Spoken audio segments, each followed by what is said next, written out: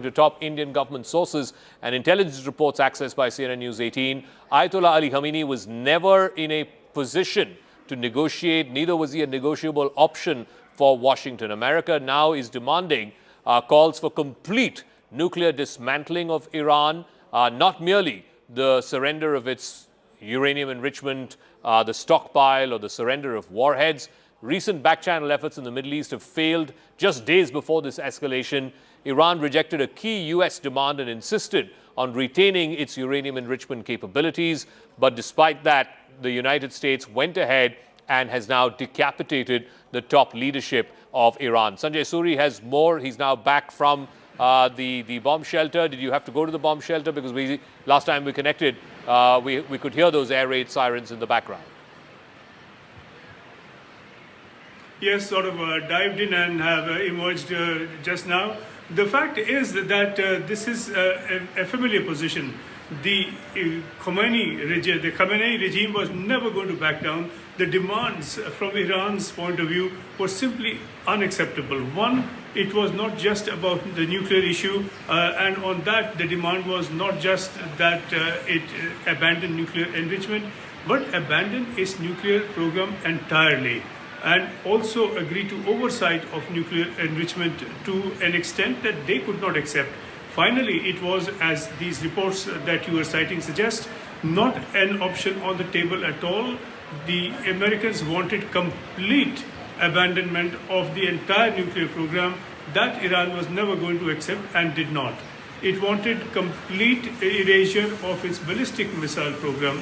That again, Iran was never going to accept. So it was non-negotiable.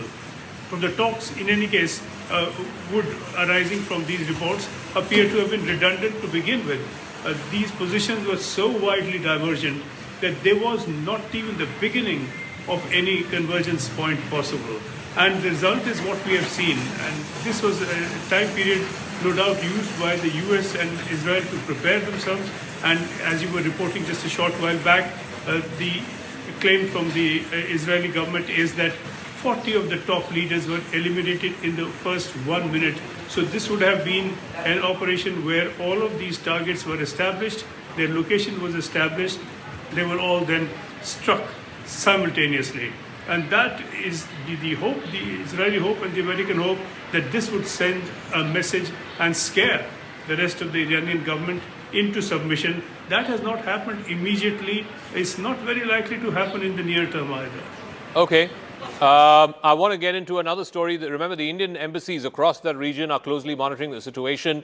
We're given to understand that the Indian embassy in Iran is actively monitoring all Indian nationals who've been stranded because of the ongoing security tensions. Officials are maintaining a direct communication to track the safety, location and immediate needs of all Indian nationals. There are about 10,000 last estimate who are in Iran. But they'd also put out an advisory which has now been reissued, urging citizens to stay cautious, avoid unnecessary movement, and follow safety protocols. Sanjay is still with us. Sanjay, in terms of the large number of Indian expat population in the region, they would be concerned, not just the ones who are in Iran, but also the people who are living and working in UAE, in Bahrain, in Saudi Arabia.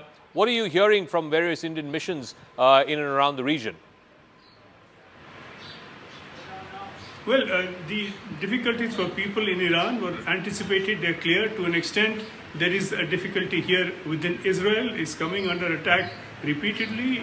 Iranian ballistic missiles are breaching the Israeli air defenses, and they've been doing it again and again.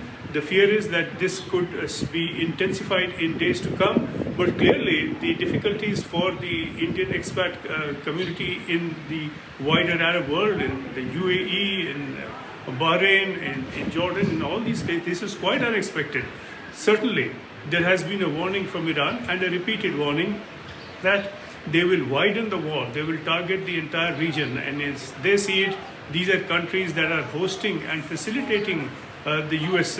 armed forces. And so they would see this as, for that reason, a legitimate target. But hitting the civilian facilities there is hitting the economic lifeline of these countries, and this is an attack on their economic lifeline.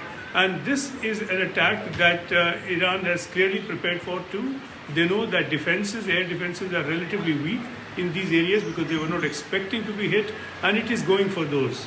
This is the beginning of some sort of a strategy that is still in place. No doubt the killing of Khamenei has been a very, very big setback, as of all the other top leaders killed straight away. But there appears to be a degree of tenacity within the established regime structure, and that is coming into play now, and they are continuing with this under a new leadership, and this will really physically continue until the last missile launcher has been neutralized, and that may not be easy.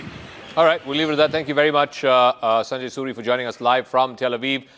There is breaking news coming in, dime a dozen now. Iran reportedly attacking oil tankers. There was a report of an oil tanker off the coast of Oman being attacked. Now word that its own tanker from their shadow fleet has been struck in the Strait of Hormuz, and that has caused it to catch fire and begin sinking. The ship was targeted for allegedly illegally passing through the Strait of Hormuz. Just a couple of days ago, Iran had demonstrated that it could cut off the entire Strait of Hormuz, passage through the Strait of Hormuz. 20% of the world's oil passes through that very